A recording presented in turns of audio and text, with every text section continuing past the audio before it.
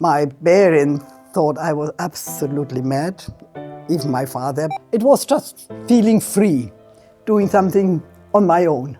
The CEO of a multi-million euro company. You have been president of the chamber. You've been an entrepreneur. You have been a philanthropist. You've been all of these incredible things. But the one thing that made you question yourself Was other women can't be, can't have a child, and we are not married.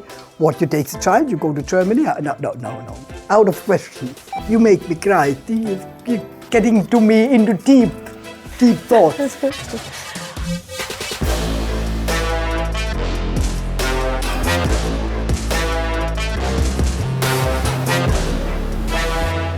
Welcome, Helga Ellul, to the She Warriors, ordinary women with extraordinary stories. I believe that every woman has a story, but some are more ambitious and adventurous than others. I've had the pleasure of sitting down with Helga Ellul and listening to her extraordinary story before.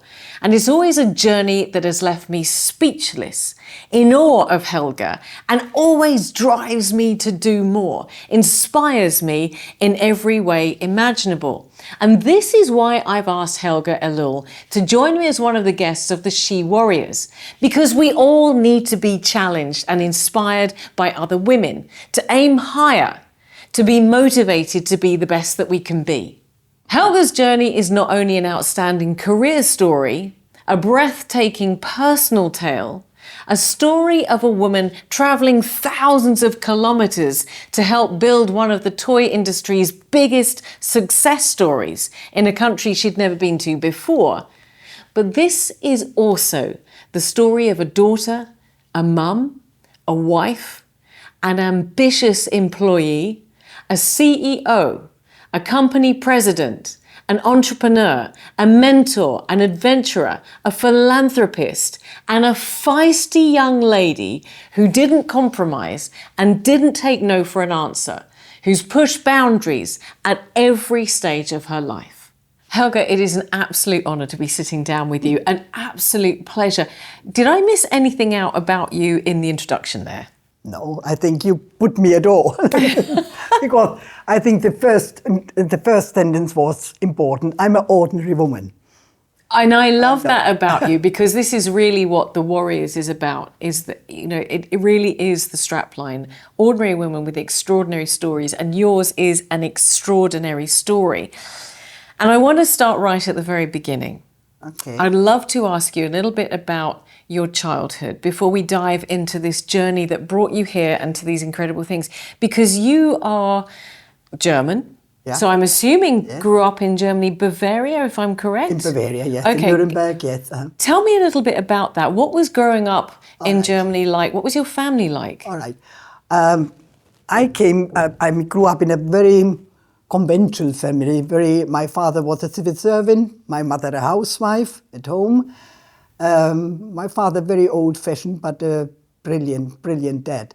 I have a younger brother, just 1 year younger than me, and I think we had a brilliant childhood. We didn't have a lot of money, but my parents had time for us. We went out for picnics, we went out with friends. My mother being a housewife, and at the time when I grew up, it was just after the war. I was born in 1947. So a lot of my school friends, actually, when you look back, very sad, were children with a key round their neck. Okay. Because they had nobody at home. The father didn't come back from the war, the mother had to work. And my mother being at home always said, bring them, don't let them go home on their own. Whatever we had, we could share. If anything, it was spread on the bread instead of a lot of fancy thing, hot chocolate. So we always had a very open house, and my mother was a real mummy. Baking, cooking, loving it all. So I had a very good childhood. The one important, I think, person in my life really was my father. I was very much my father's child. I was the elder one. Very much a tomboy when I grew up, but he always installed in us the sense of honesty, accepting your mistakes and living up to it. So if you did something wrong, nothing wrong, but live up to it, apologize, or own it, you know. So he brought all this sense of honesty and believing. He as well always said, whatever you want, you can do. Now, I loved school. I really enjoyed school. And it was as well always a bit of a problem because as I liked school and was actually not bad at it, but a bit of a nerd in that respect. So my friends, you know, I was too nerdy. The teachers loved me, but I wanted my friends to love me. So I tried to be naughty, to be on their wavelength, you know, yet enjoying school. So I had a really lovely childhood. The problem was then more of what to do.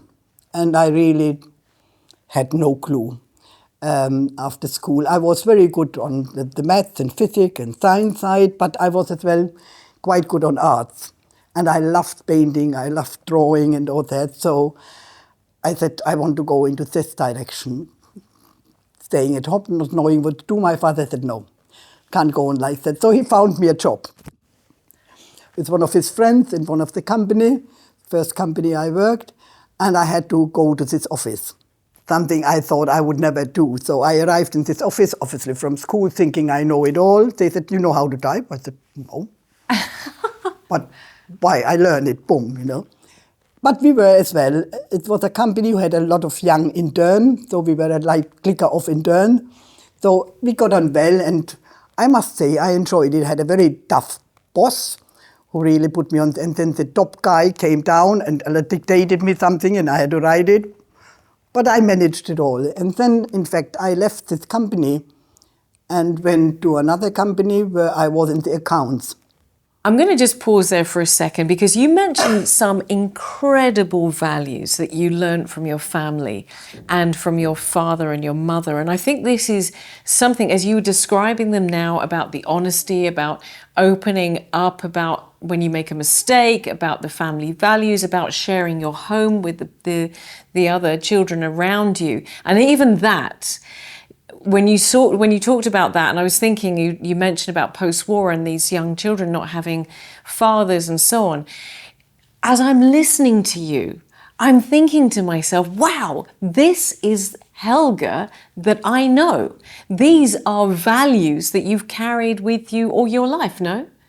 Yes, I think it shapes you. Obviously, I think your upbringing is the most important part because it shapes your value. All right, once you grow up, you change and you evolve. But Steve, I think that's the core of you.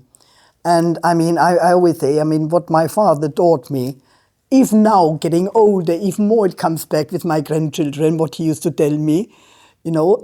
So you repeat again, you know. He was an incredible man, I must say. And I always enjoyed that I could be with him as well. I could show him all my weaknesses, my strengths. So I didn't have to hide anything, you know. So, and also growing up in Germany in that time was not easy. No. I was going to say it was a tough time. I mean, they have just come out of the war.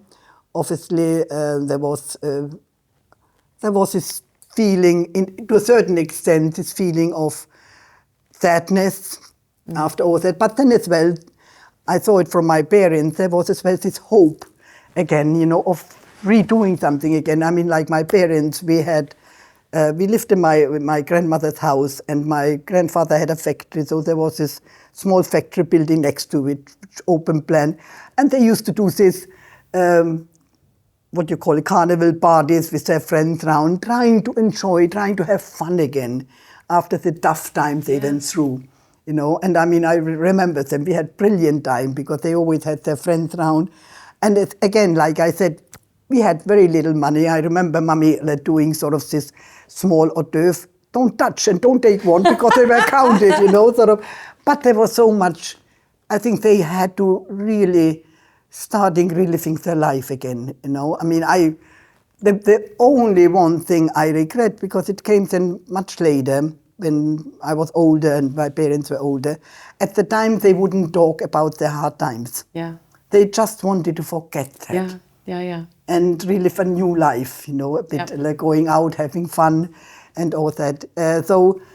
And even at school, we didn't talk about the Second World War. It was the time in Germany which was still trying to come out of all that, So it was still soreness in people, sadness as well about it. So even that, it left an impact.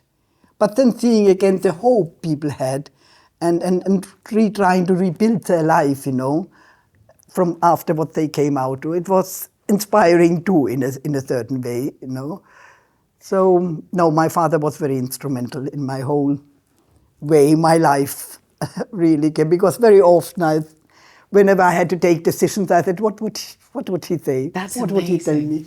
That's amazing. And so that brings us nicely back into your story, because where we left off was just a moment ago, was where you had your father had set you up with a job. You didn't know what you wanted to do. You said, I didn't want to work there. So you went to work somewhere else. Would I ever work in an office? And then I actually enjoyed it, I must say, Then you get to... I had, as I said, I had a very tough boss, but on the other hand, he was as well mentoring me, not even me realizing how he was mentoring me. So I did enjoy it. But then I went to the second job, which was in accounts, and then I realized it's definitely not my area. It was just so boring for me, I mean, very nice company. And that's when I left that job, really. I went to Playmobil. And let's start with this, because this is the most extraordinary story. You have this exchange with Mr Brandstatter. And this is life-changing. So you've gone to this company.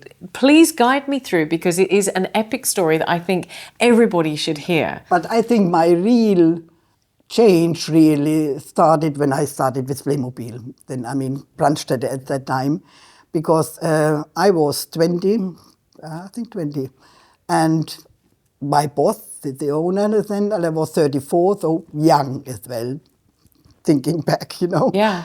And we had, I think, I don't know if I told you that, we had a big clash. I wasn't. It was a job, I did it, I got my paycheck, but I wasn't career-oriented, contrary to what people think. I was still much more on painting and doing things, but that was sort of to get my living, And then I met this boss of mine, so I was working there, bit bored and whatever. And then one of the girls left, and he needed this secretary. We were a very small company, so you were in the sales department, but you were also his secretary, sort of. You have this multi. And I remember his ex-wife at the time. She said, "Why not take her?" He said, "This one, she's always daydreaming, staying there. She doesn't really, I don't know." Playboyish type of thing, he would pass by his car and sound the horns and things I'm going to say, no. So we had straight away a bit of an egg relationship. And then I remember once he came and sat on my desk, and I said, "This is my desk, why are you sitting here, So he was already, getting on my nerve a bit, thinking he can do what he likes. And then I remember being his secretary, obviously, and everybody was very scared of him. He was a very dominant person as such. And I had to write this letter, and I did it. And all right, for my sins, I was very good in German, in my language. So I gave it to him, and he said, "That's wrong.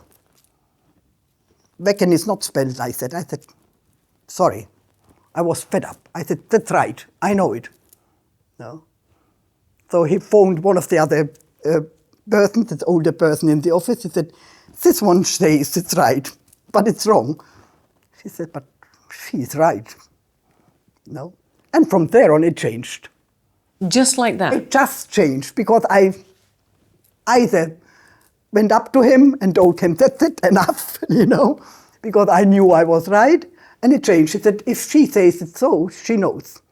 Otherwise, that's amazing." And it really made a whole change. It made a whole change in him, because he started mentoring me. Took me on his hand down in the production line, showing me all the machines, explaining everything, empowering me, letting me have small projects. It changed everything. And it changed me in my career, because I started enjoying it. starting to get to know, trying to understand everything. So it changed our whole relationship. I mean, he was actually my big mentor. I think in everything I did later in my career was shaped by him. But one of the things which was important, which maybe I learned as well from that, was if you know you are right, you are right. That's it. Nobody should change you.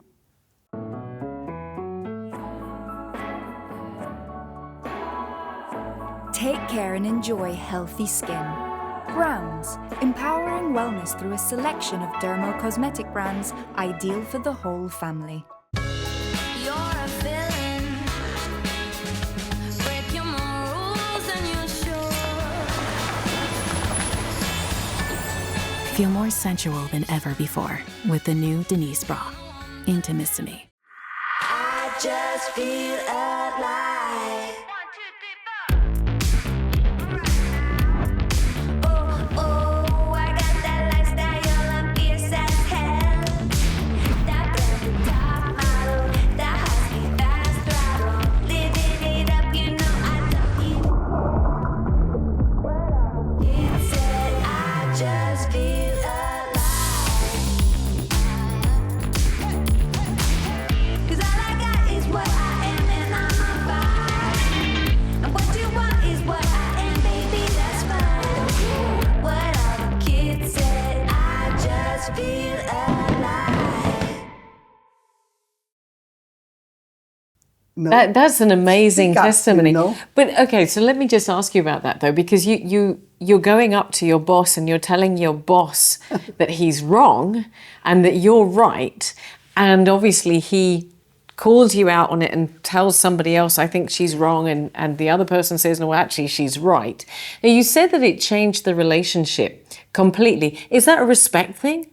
Was it just that he respected you? Did he respect you for being right? Or did he respect you for standing up to him? I think more than anything to standing up to him, I think, because he was so dominant that people were always scared of him. And I think this tiny dot says, that's it. But also that he knew that if I really say it's like that, it means I know it. Yeah. Otherwise I wouldn't. I would say, look, I have to think about it, whatever. So I would never say it's like that if I'm not definitely sure. For sure. So I think he appreciated that as well, that I really knew what I was talking about. But Helga, you were a 20-year-old. And obviously you mentioned before a lot of people were scared of him and so on. Where did that strength come from? I'm going to go, as we go through your story, I'm going to keep coming back to this. Where did that strength come from? What were you just stubborn? I think it was maybe as well. I was a bit fed up in this whole atmosphere, everybody sort of buckling down and whatever. I mean, where maybe as well my upbringing came through. If you are confident in yourself, you stick to it. So I think it was maybe, I was so fed up, I said at the end of the day, I leave, I mean, but yeah. Enough is enough, sort of. I think that's where, again, came maybe my upbringing. Stand for yourself, and be that person. I think, but I think for him it was more that I had the guts to call him out for something which I know was right, Yeah. And as you said, he then started to change, and it's a whole nother story because, and this is where it gets really exciting, is because at the time, Brandstatter then was looking into Playmobil. Playmobil came from here. And you mentioned that you suddenly became interested. What was the motivation for you suddenly becoming interested? He showed me, obviously, by mentoring him and taking me around, showing me the machine, showing me how everything worked. I mean, like I said, I loved school. I was always interested in learning things. So all of a sudden he showed me what business is really all about. So that, before it was a boring job. I just had a tiny part of to do routine work, but that all of a sudden opened everything, and then it became very interesting. And it was funny as well. You see, for example, I mean, obviously being such a young girl, and then our sales manager left. And we had the toy fair and whatever always, and then customers coming. And he said, all right, you take care of him. You talk to the customer, whatever. And I remember as well, one of them, so this customer comes. He said, I'm not going to talk to her, to him. He said, I want to talk to you. And whatever. He said, look, she is the one in charge and she knows. So he backed me up as well, gave me as well sort of this importance that she knows her job, she can do it well, giving me the confidence I needed as well. So, I mean, he was a great mentor, a tough one, very, very tough, but he had certain things as well, I remember so clearly, and I used that very much later on as well, that he used to tell me, if you have to tell me something, if I had a small project or whatever, it has to be a one-pager. That I don't have time to go through a whole novel. So be precise, be thing, and tell me in a one-pager. If you have more underneath, you can put it, but I need it like that. And it's so correct, you learn to be precise, to put your thoughts together in the points which you really want to take, to get a decision done. You don't need a whole novel. You have to know the novel underneath if you are asked questions, but if you would want to put your pitch, like you do nowadays, you need to be very concise and knowing. If people ask questions, you know the background. What great advice. And I just want to come back to putting this back into context, because this was, the late 60s, early 70s? I mean, this is... 66, 67, roundabout. Unprecedented. This is amazing. This is the beginning of an incredible story.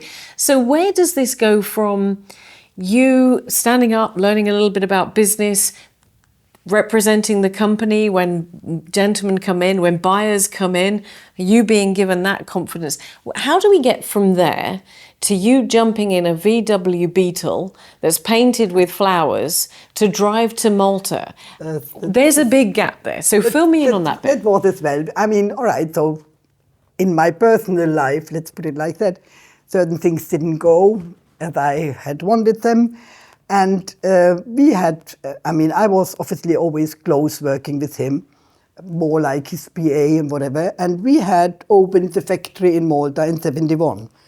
And we, at that time, did everything from Germany. So it was literally, we sent material down, they assembled and sent everything back.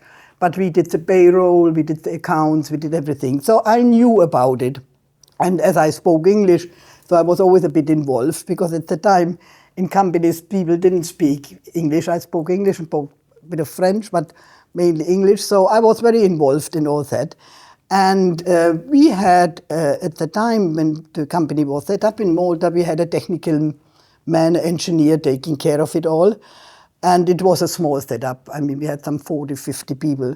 And then we said, look, we need to try and get more done in Malta, like the payroll, like accounts, and not try to do everything from Germany, to try and set it up a bit better. And we were looking for somebody to take on this commercial role. And I was with him one evening, we were talking or whatever, because we had a very good relationship. And I said, listen, let me go. I need to get off Germany. I need to get out from my personal issues.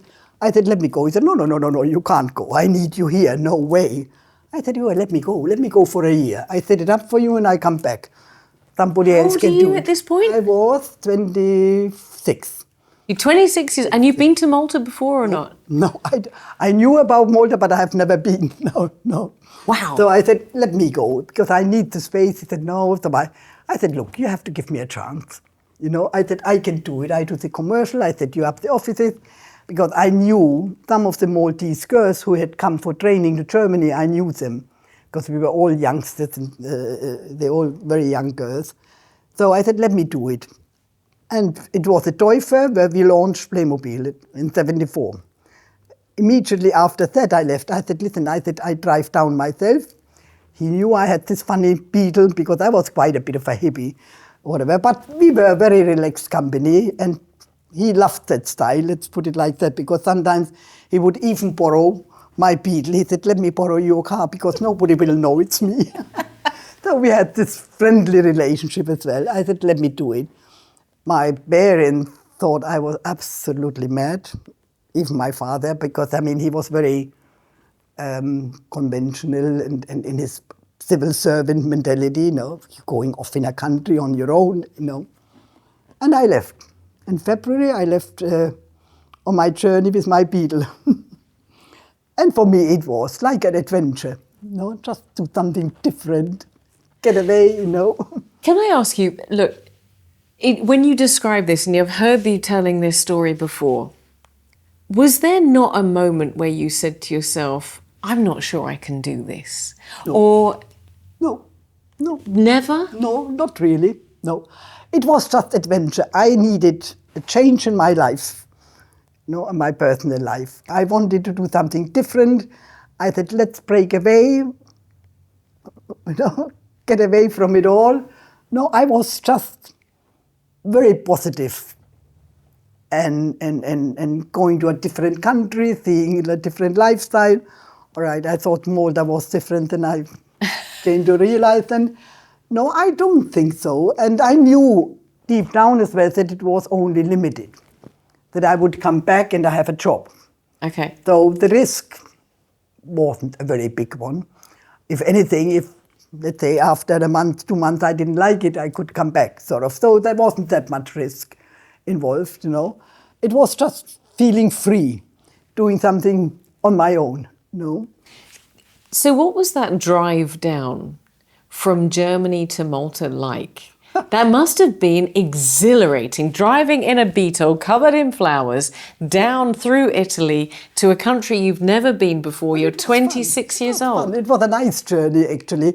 And I remember it was a time, I don't know, it was 74, where you couldn't drive on Sundays because of petrol prices high. And remember, there was a time you couldn't drive on Sunday.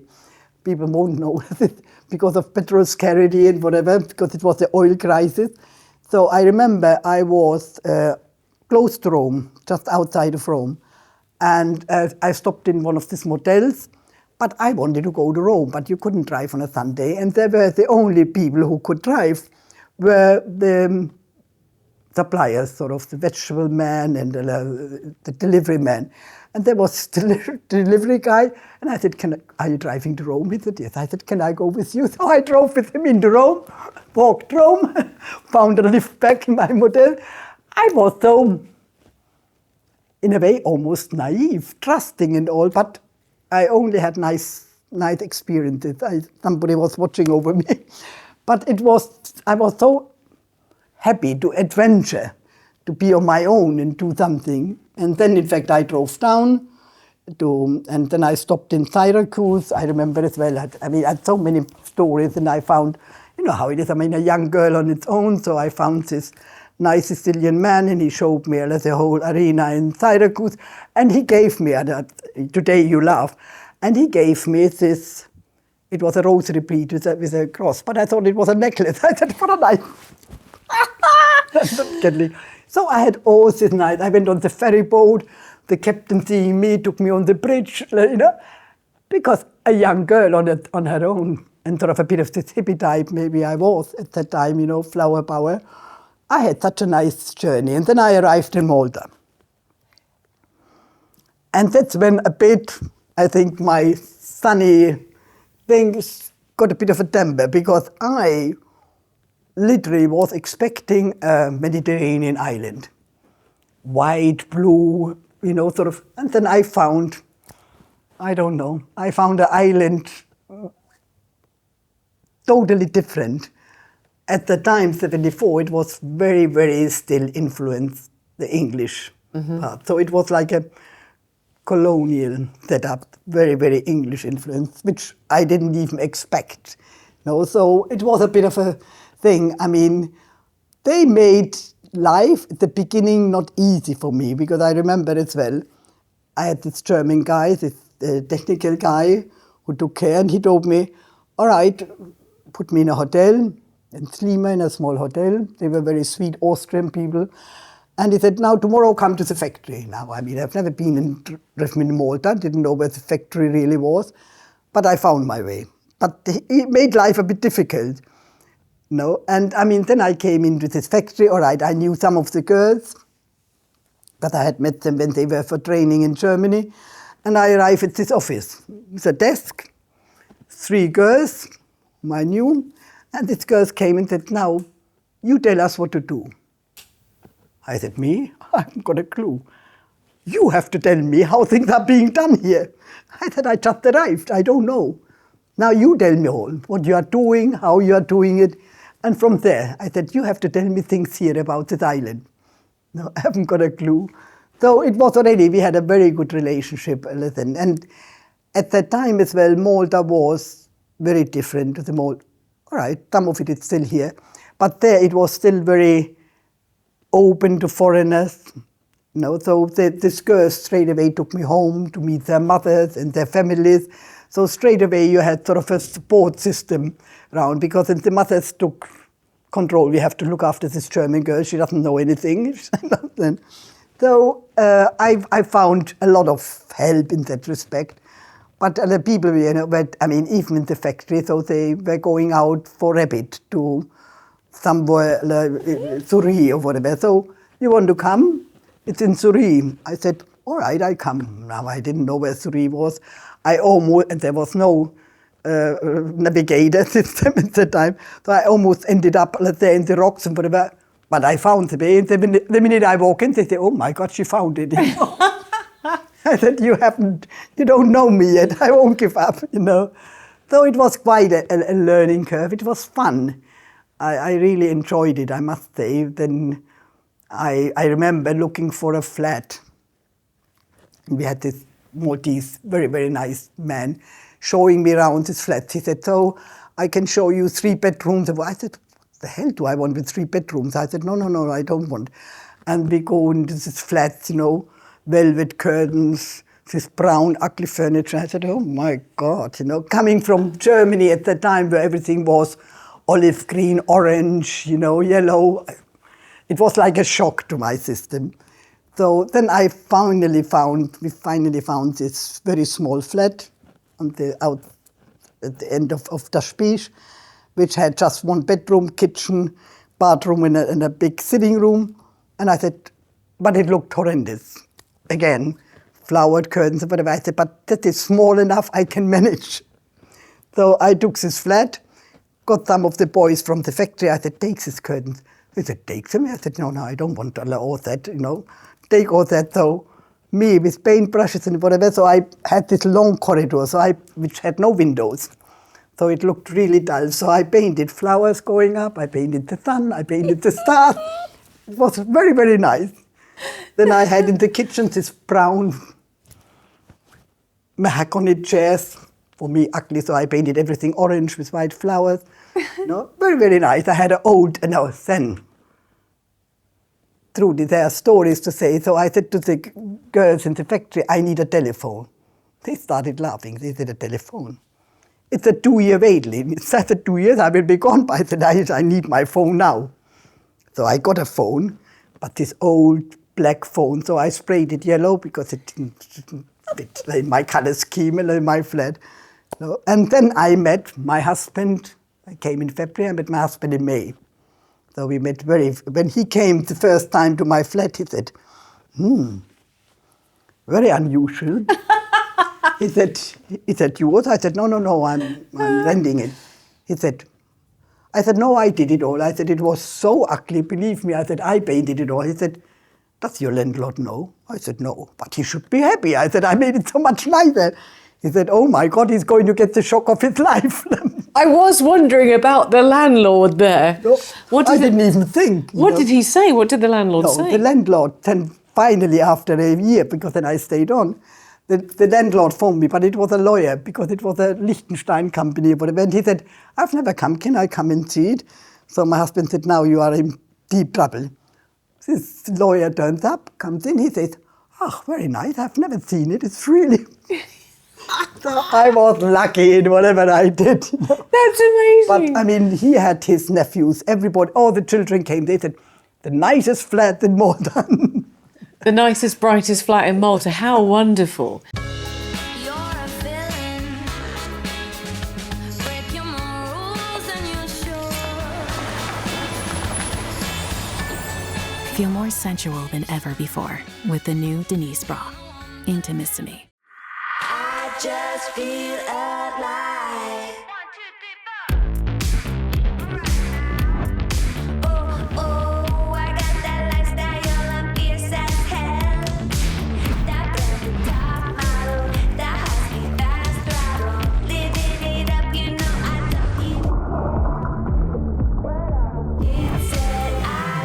just feel alive. 'Cause all I got is what I am and I'm on fire. And what you want is what I am, baby, that's fine. What all the kids said, I just feel alive.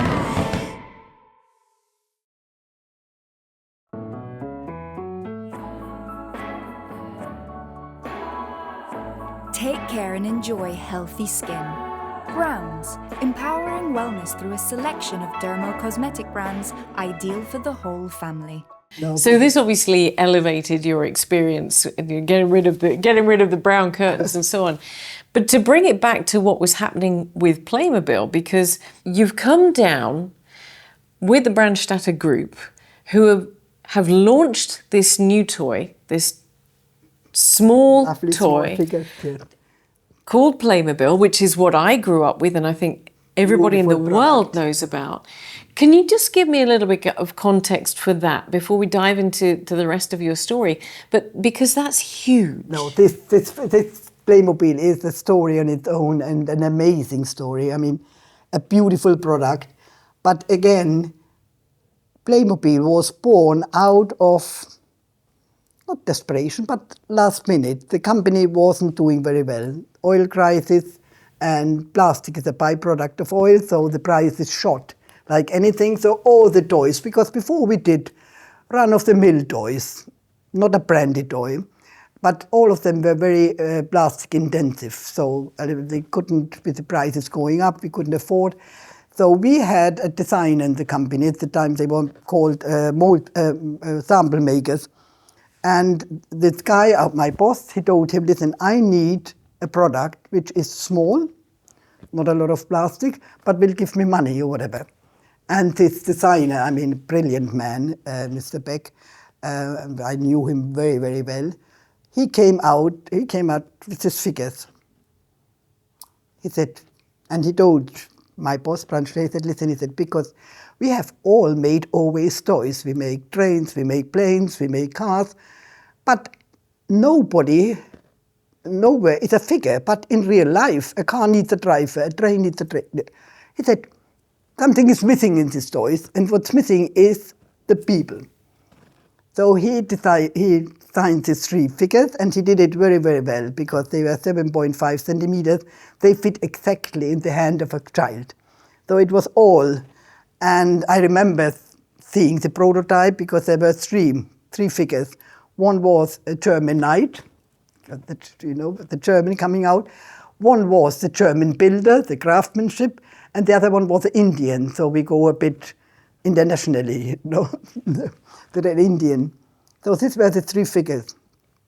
And I remember as well the prototype, because they were playing around, and we said all, but with his two eyes and this mouth, shouldn't it have a nose? Shouldn't it have more impression? He said, no, he said, children have imagination. Let them use the image. They don't need it. They will see the figure sad or happy. No. He was a person, an extraordinary person, really. And I mean, Playmobil was like his children, really. He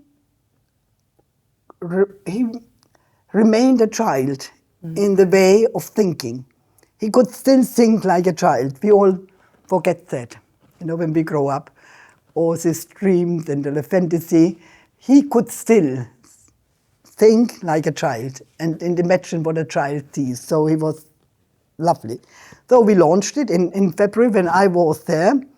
And I remember, because we were desperate, this was sort of the last attempt. So we showed the three figures, and the toy fairs at the time were fairs for buyers, not the ordinary people.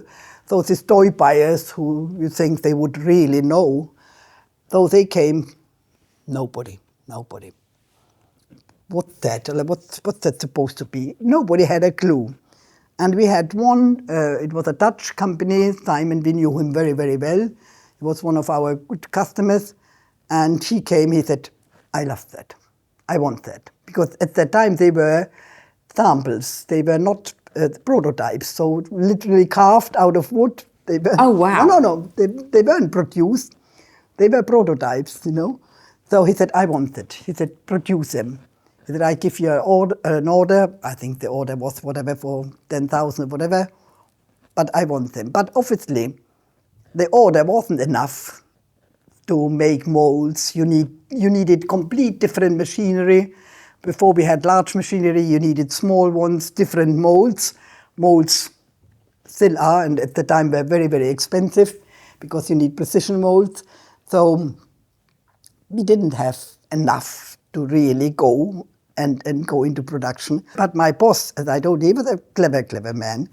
So he went to all his key accounts in Germany, the Karstadt and the Quelle at that time, and he told them, he said, listen, you know, I showed this novelty at the fair, and I have a client from Holland who wants it exclusive. But before I give exclusivity, you are my key buyers. I want to let you know. The minute they hear exclusivity, they all wanted it. So we had enough to do it.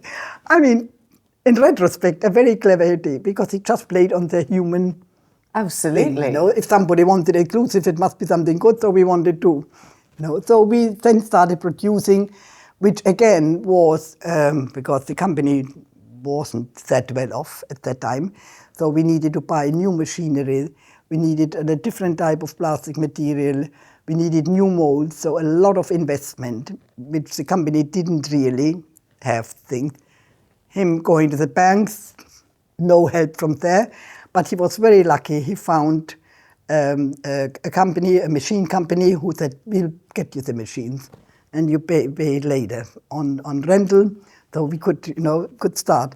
He had somebody with the plastic material as well supporting him. So it was suppliers who supported him, not the banks.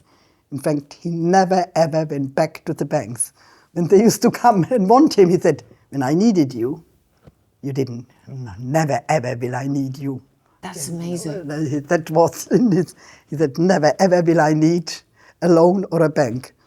No, so I mean, it was quite a difficult time, and it was a time when I was in Malta, but I mean, I used to go back every 2 months, whatever, so I knew what was going on. And that's when it was a decision as well, because the figures were all simple pieces, so they had to be assembled. And when we discussed it, I said, listen, that is ideal for Malta, because assembly is cheap, lower wages, so we can do that in Malta. So that's why the figure production was straight away done in Malta. So we became the figure company. So obviously then as well, the year was up, the company grew, we needed more space. I had met my husband, so one more year, you know. So, and I mean, I used to go back and forth as well. I still kept my flat in Germany. I mean, I was still thinking I was going back, you know, just extending it a bit more. I was at the time already 29, getting to 30, so had been with my husband all the time, and which was as well a godsend, because I was a foreigner. And again, you know, when you come to a foreign country, for me at the time, being a single girl, I mean, you don't go in a bar. At the time, you didn't go in a bar and go drinking. I said, so how can I make friends? How can I meet people? So I said, all right, I need to go somewhere where I find people who have the same outlook as me. So sports. So I joined the Malta Sports Club, because I said, playing tennis or whatever, I find people I like, you know. And that's when I actually met my husband, because But this is really crucial, because... Yes, because how do you meet people? Absolutely, You know? because so many people are moving around the world right now. Yes. And you were doing this back in the 60s, 70s. You were moving into a different country, and that the principles are still the same. You have to meet like-minded people. You have to find out what you like and what is being in this country and this area. So you can find people who have the same outlook, the same ideas like you. So you find friends. You know? Yeah. I think it was very important that I did that, because otherwise, how do you meet people? And I didn't know the mentality and the people and all. So, I mean, it was very, very important. Can I ask you, was that a conscious thought? Did you say to yourself, I need to meet people, I'm going to go to sports? It was conscious, yes. I was thinking, I said, how do I meet the right people? You know, I mean, I can't just go walking in the street, you know. So it was conscious, you know. I wanted to go somewhere where, and a friend of mine, a business friend of mine, Maltese, had taken me to the Malta with his family. Yeah. So I liked the atmosphere. There was a family atmosphere, you know, Yeah. there were children. So I said, no, that is something where I feel safe, I feel good. Because it applies to so many areas of our lives. Because you could take that thought that you had and apply it to so many areas. If you want to be around people that are good for you, go to the place where those people are at. Yes. And consciously I think choose. it's an important one, you know. I mean, if you love painting, go and get in the art class. Or, you know, I mean, do something where you know. But the Malta appealed to me as well because of the family atmosphere there with children running around, you know. I liked it. I felt safe in this atmosphere as well, you know. So coming back to what was happening in your career, so you've now decided that a year has another gone on year. to another year, to another year, and I'm assuming you decided to stay with your now husband. Then came a very important decision in my life, because then, I mean, I was getting to, you know how women are. I mean, I always loved children, and I always knew I wanted children. So I said, I want a child. Now, my husband, very, very Maltese in that respect, you know, brought up very Catholic and St. Aloysius and all that. No, I mean, can't be, you know, can't have a child and we are not married. What, you take the child, you go to Germany? No, out of question, out of question. No, we weren't even talking about marriage. I mean, I didn't want to get married. It wasn't on my radar. I just felt, you know, that slowly I have to decide if I want a child. At that time, 30 was already Yes. supposed to be older. Now, I mean, things have changed. But, I mean, all my friends already had children, so this need was all of a sudden over-consuming it. But not, and I thought he's a nice guy, but not marriage or whatever, or planning. Then comes the Christmas, I find all of a sudden this ring. I said, what's that? He said, you can take it as you want it, engagement or not. Because I think he was as well. Oh my gosh! So, and then we said, all right, then, I mean, shall I get married, shall I not? That was, I think, one of the most important decisions I ever had to take. And at that time, it was marriage. And I mean, today, things are different. But at that time, if you want a child, Yeah. you know, it for me, or for him, it had to be marriage. And for me, it meant Malta, because I knew he loved the island. I knew he would not just uproot and go back to Germany with me, and I don't think I would have felt good in doing that to him. I loved my job here. The company was doing extremely well. I enjoyed it, you know, I enjoyed working. And we, my husband and I, had always had a very good open relationship. It's very honest. I mean, from the very beginning. And then, in fact, when it came to this decision, you know, to get married, I told him straight away, I said, listen, I want children, but if I can, I want to work. And I want my independence. I don't want to be at 6 o'clock, dinner has to be ready or whatever. I don't want that. No, I said, I want to make it very, very clear that I want to have my own personal freedom. You know, I want to be independent. I was very lucky that his mother was a businesswoman, so he grew up with women in business. His sister had a company, his mother was a businesswoman, so he understood that. He said, no problem. He said, there are some things. I said, I want my social life. I want to invite my friends. So if we can combine it all, we'll manage. You know, so, but we were very honest with each other from the very, very beginning. You know, so. Do you mind me asking, as I'm listening to you talking, Helga, I can't help but think that the way that you describe yourself and your journey and your thought process, particularly in the context of when we are talking about, would have been very unusual. It would have been very bold. It would have been very non-conformist. You were a tomboy, you went into work, Yes, you in a said, Beetle. yes, I'm going to jump in a Beetle, you come to Malta, you make this work, you argue with your boss, you tell him that he's wrong, you come to Malta, you decide that you want to have children but not necessarily interested in marriage, and then you tell your husband-to-be, actually, you know what, I want to keep this independence. But it's one of the reasons that I asked you about your childhood, because I remember you saying this before, that your parents were very traditional. So where did this come from? This is a very different because, attitude. To be honest, I don't know, because as I said, we have a very traditional family, and I think deep down my mother could never really understand me. She was a lovely mother, but very, very different from me. I mean, in fact, when I got married, she immediately said, so now you stop working. I said, no, I won't stop working. Why? He can't take care of you. I said, no, I don't want to stop working. I had my first child, so you're going to stop working. I said, no, Ma. She could never, ever understand that. My father, I think, yes.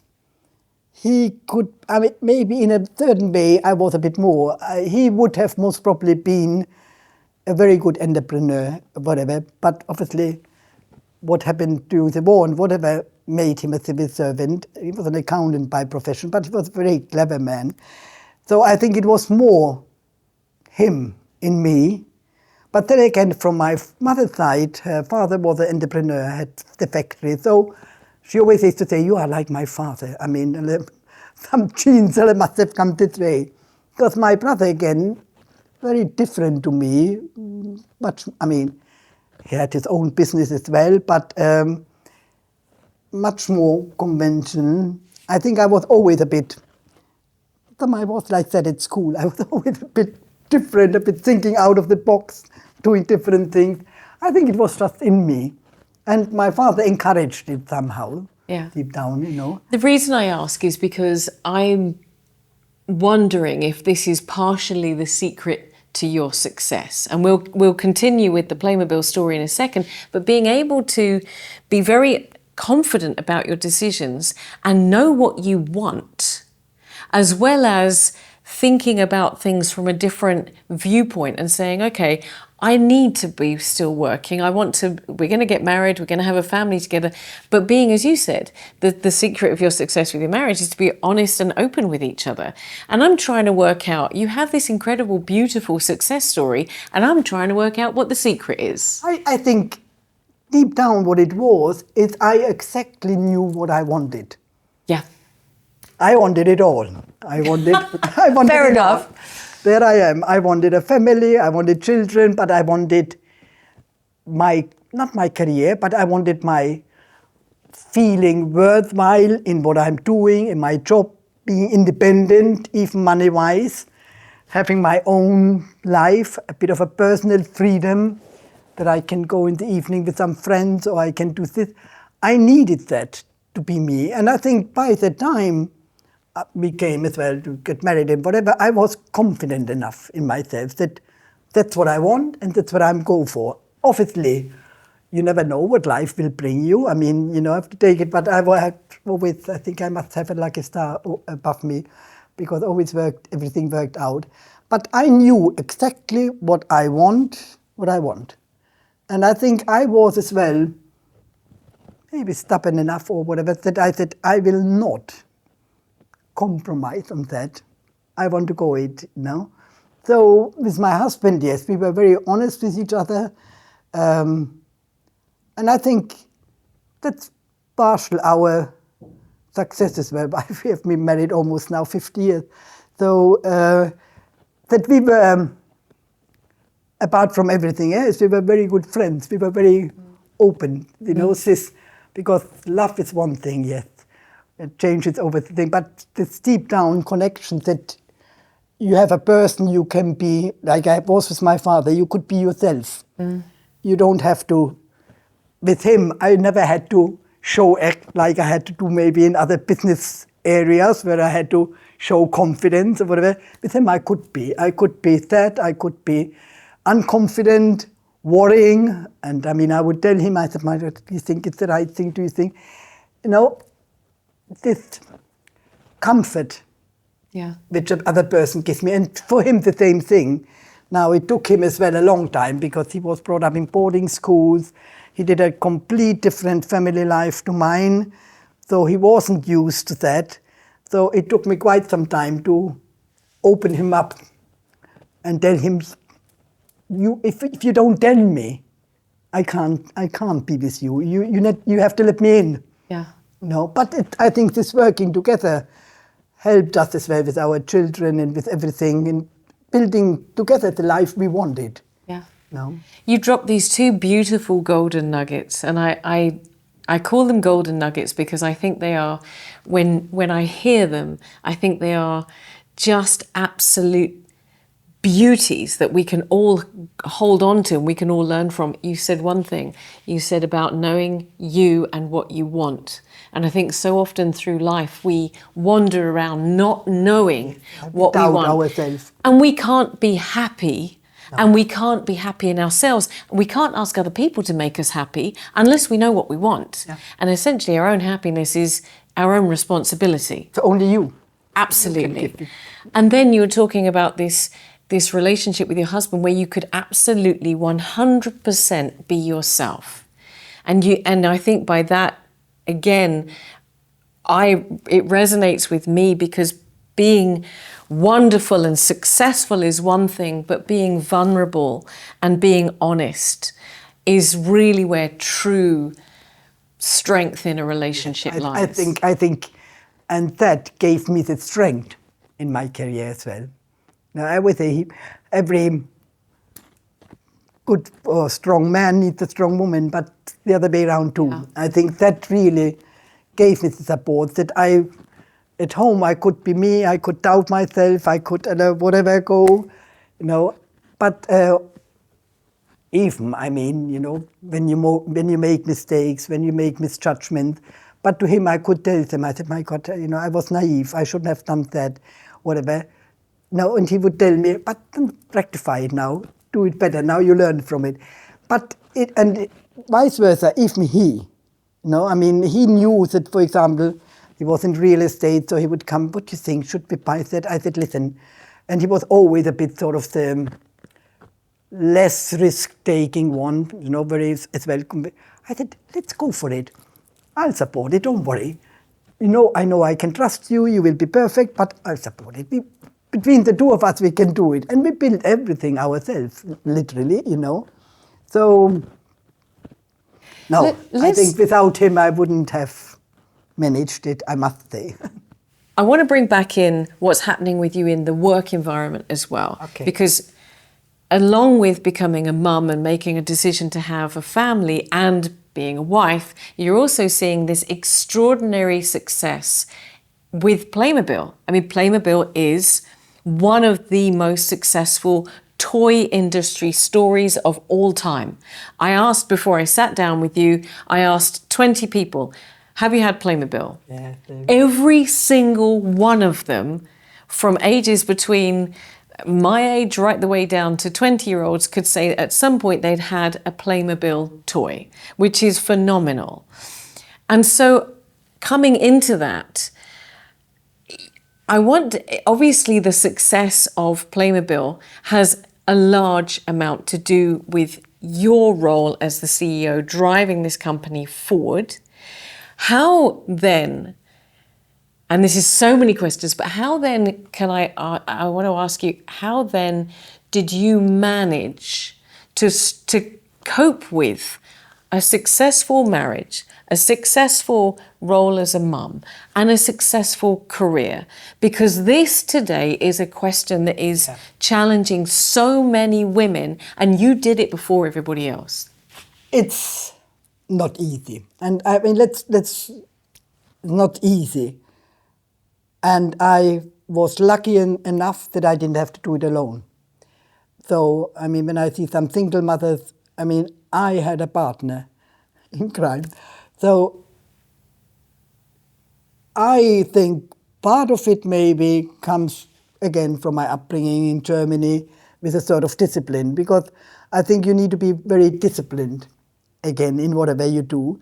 So for me, it was always Monday, Friday is work, but I mean, for example, I would always make sure that I'm home in the evening and cook and we have a meal together.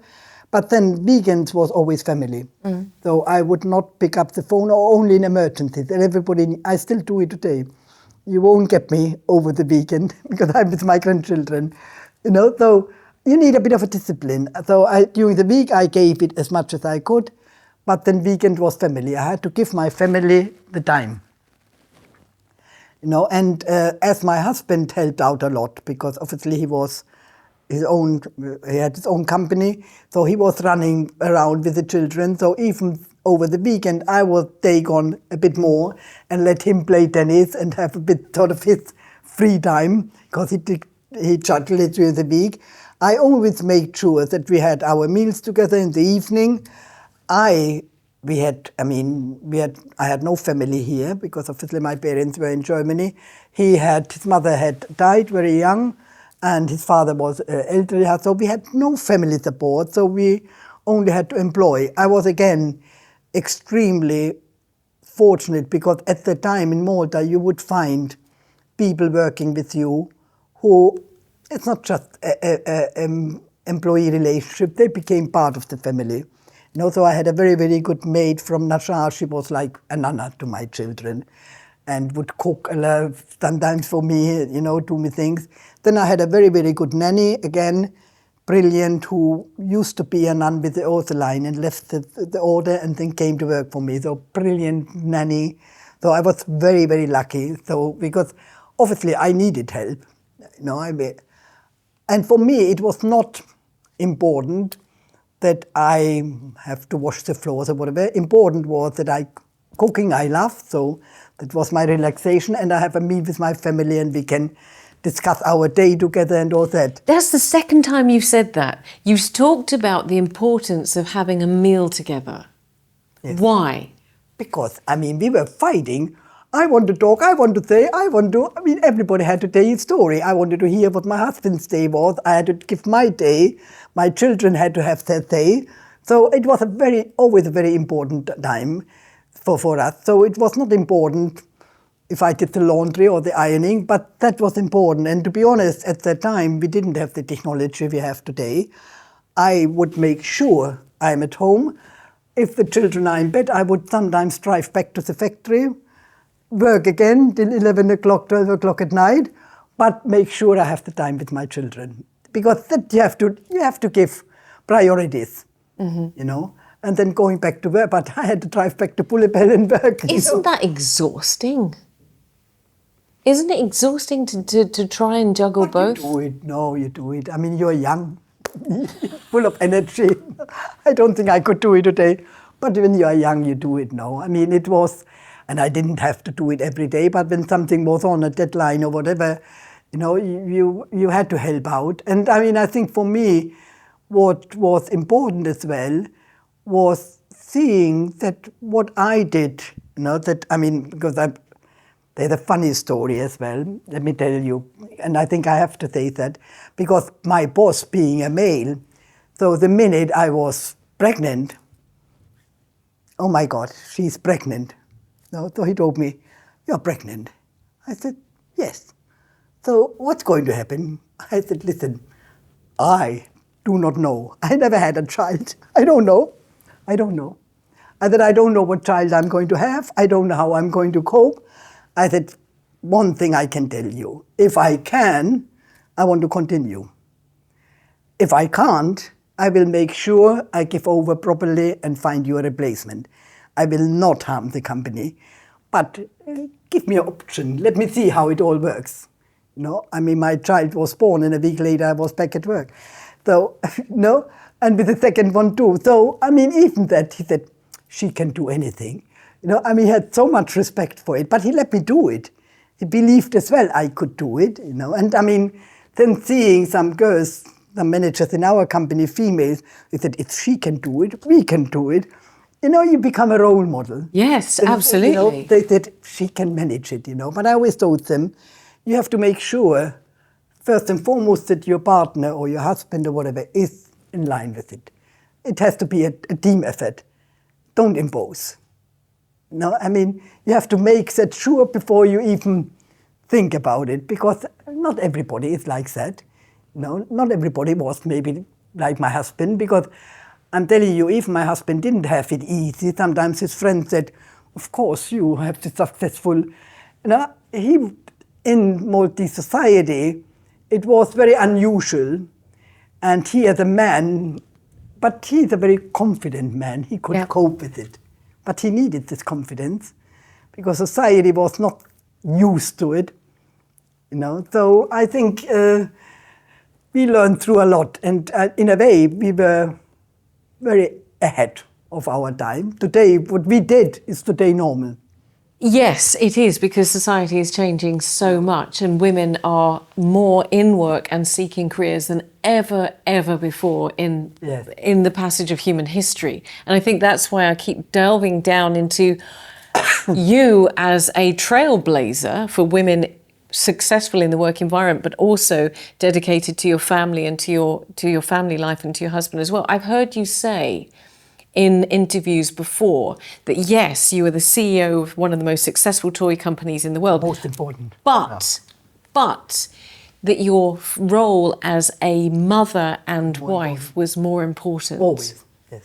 And I think this is sometimes where we get it For wrong. me, that is actually, even to myself, where I'm proudest of, that I managed both without harming one or the other. I mean, I did a good job at the company, but again, because I empowered and I had a brilliant team, and maybe I did the right leadership there, but also that my family was not harmed, that we had a good family life. I mean, I'm telling you, we, till they were 20, we never ever went on a holiday without our children. Never. Did we have a holiday on our own? My husband wouldn't.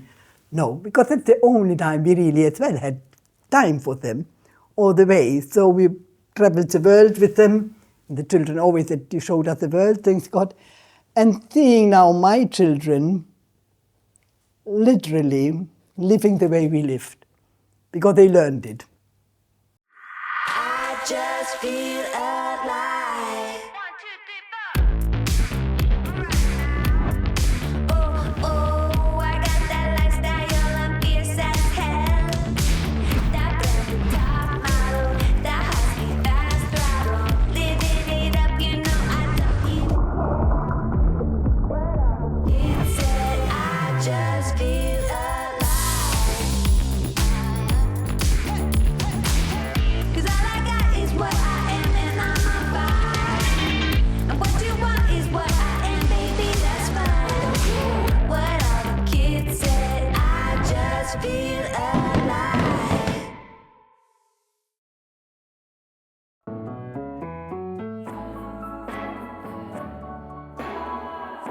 Take care and enjoy healthy skin. Browns, empowering wellness through a selection of dermo-cosmetic brands ideal for the whole family. You're a villain. Breaking more rules than you're sure. Feel more sensual than ever before with the new Denise bra. Intimissimi. One of the reasons that it just knocks me crazy is because you did this before anybody else. I listened to Tez saying very similar. She's a very close friend of mine. She's been in TV. She's a teacher. Her and her husband both work. He's in property. She's a teacher. And she's an actress. And she tells me that she couldn't do what she does if it wasn't for this partnership and being equal. But you were doing this in a Catholic country before anybody else was doing it. And that's why I'm asking, because I don't think that it changes. That's why I came back to asking you about sitting there, making sure that you have dinner together, because those still have to be important. That still has to be the same value. You know what I'm saying? We still do it today. You see, I mean, like, for example, we always used to go every Saturday. We go, because my son was at St. Aloysius, so they have school on Saturday. We picked him up. And Saturday was always the day we eat out somewhere and we go shopping. Sunday was always the day at home when the grandpa came and whatever, and the aunts and uncles, because they need a whole family. Just you, so I always had the whole family involved as well. So this was always at home. till today, our children would phone on a Friday, what are we going to do tomorrow? Where are we going? With all the grandkids, and we are out on a Saturday. Sunday, if it's a nice day, they come home. We still have that. And they want it, not we impose. If they don't have time, if they have friends, we always say, you have their life. But we're still very close-knit. And the children feel it, even my grandchildren, they feel it when you have this family connection. And it's so important. And that, I think, when you said way back how I grew up, my mother opening her house, having all these children, the family atmosphere, I think that's what you have deep down. And family is important. Your career is very important. But once your career is over, a few years later, you're forgotten. But what you always have is your family.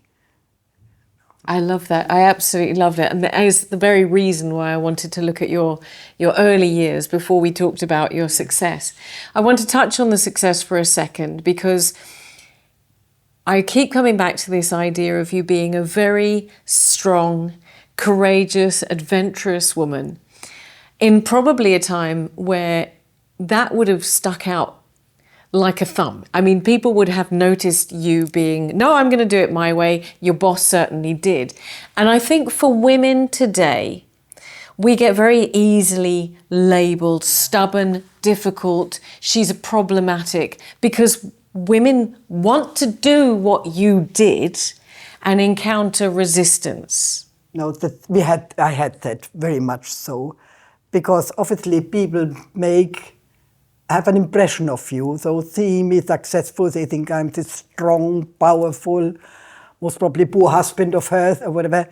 But I had most criticism, and that at a time when it was also difficult for me because I wasn't so confident if I really did the right thing, was being a mother then, where other women would say, but you're not really a mother. You're not at home. You don't know the school teacher. You don't know the homework all, because I didn't know all these details. And it used to make me feel very, am I doing the right thing with my children? Are they missing out? We had this conversation, even with our children when they were a bit older, and they said, never. They never missed out on anything. They were always proud of me. And when it was important, I was there, or my husband, one of us always. But this criticism from other women used to hurt me a lot because I think they couldn't understand me, or they would ask silly things. So you cook? I said, of course I cook. What do you think? And I had this problem as well because of my career and of my work. I didn't have, at that time, it was even different, that women didn't work. So they had their social network, their coffee mornings or whatever, or meeting at the grocer. I didn't have this connection. And I remember in our neighborhood, there were children more or less like our kids. And so I told my husband, I have to meet the other women. I have to meet the neighborhood because I don't meet them shopping or whatever. So we used to do a summer party, get everybody in, trying to, again, know the other mothers and talk to them. And that was not easy to get these friendships with other women. Because for them, I think I was so different that they couldn't understand me. I, deep down, was a mother like them. I could understand them. Can I come back to this? Helga, you've just said something that's really blown my mind. You were the CEO of a multi-million euro company, right? You have been president of the chamber. You've been an entrepreneur. You have been a philanthropist. You've been all of these incredible things. But the one thing that made you question yourself was other women. Oh, good grief. Other women and the role. At that time. I mean, Right. I think it's easier now. I think now with modern women, they're much easier.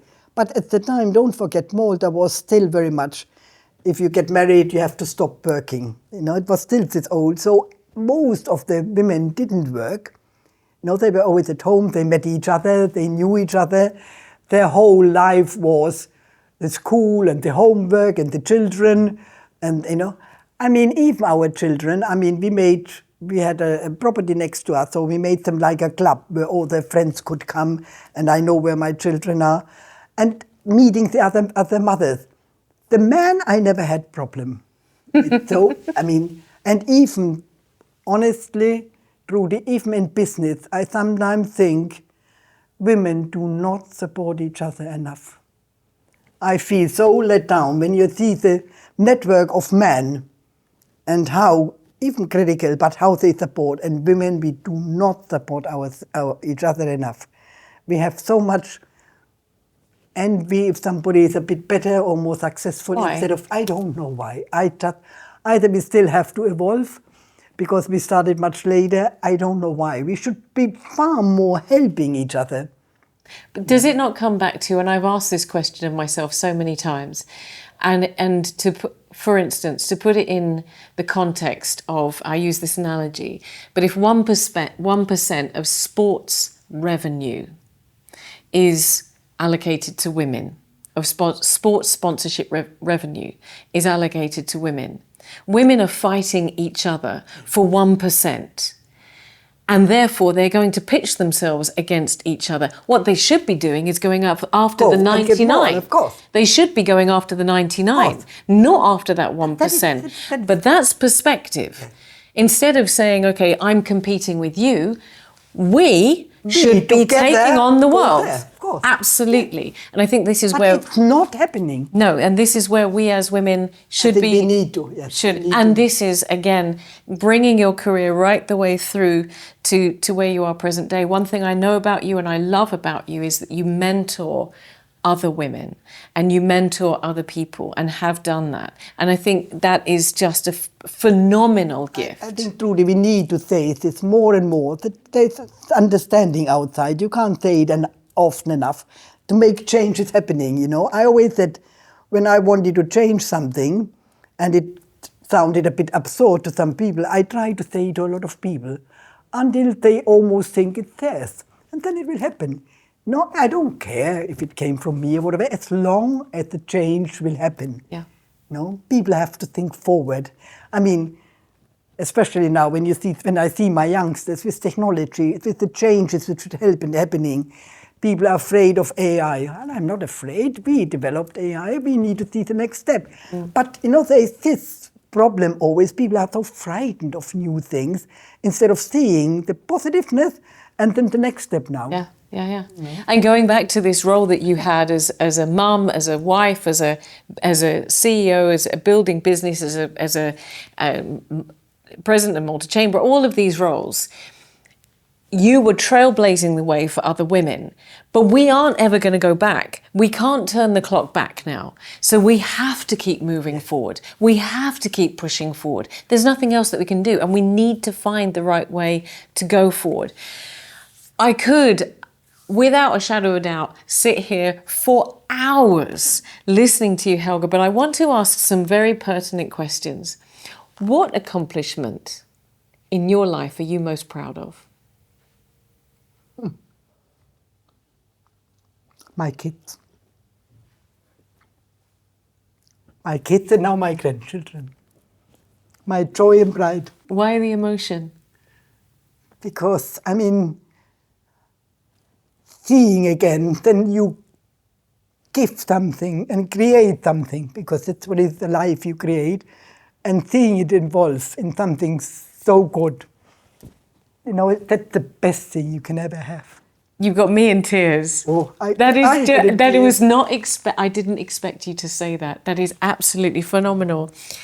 If you could change anything, oh my God, what would and I do change? it differently, what would you change? What would I change? I think what I would love, that people think much more positive, that people be happier. I mean, laugh more, because life is so short that if we don't enjoy it, if we don't do what we feel happy with, you know, I think when I see sometimes all the pessimistic, and then you see the news, only bad news, you know, what we need is much more laughter, joy, happiness, and a fulfilled life. I love that. Yes, absolutely. And And what is the most important lesson that you've learned in this incredible, colourful, adventurous life that you've led? No, I think for me, the most important thing always, no matter what, is honesty. You never ever lie. You're honest with whatever, even if it's something not very good, but be honest. I think I could never ever trust anybody who is not honest to me. That's incredible. I have one last question. Right. Helga Ellul, what would you want your lasting legacy to be seen as? I think, again, hopefully to have given some courage to women, but also to be remembered by my children for what I was to them. I don't want a legacy, really. I love you, Helga. Thank you so much for sitting here and sharing these thoughts with us and empowering other women and just coming to this table with such insight. Thank you so much. You make me cry. You're getting to me into deep thoughts.